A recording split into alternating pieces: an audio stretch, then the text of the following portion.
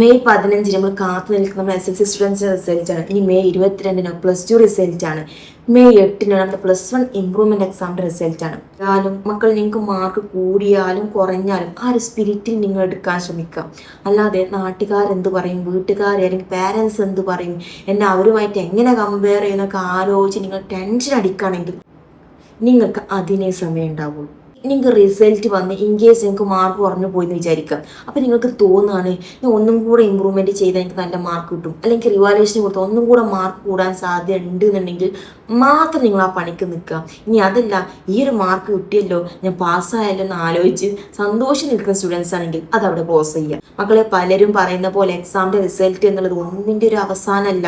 ആ ഒരു റിസൾട്ട് വെച്ച് നിങ്ങൾക്ക് എത്രത്തോളം സ്കില്ലുണ്ട് അല്ലെങ്കിൽ നിങ്ങൾക്ക് എത്രത്തോളം കഴിവുണ്ട് എന്നുള്ളതൊന്നും നമുക്ക് അളക്കാൻ പറ്റൂല. നമ്മുടെ ഓരോ കുട്ടികൾക്കും ബ്രൈറ്റ് ചെയ്യാൻ പറ്റിയ, അവരുടെ കഴിവ് തെളിയിക്കാൻ പറ്റിയ ഓരോ ഫീൽഡ് ഉണ്ടാവും.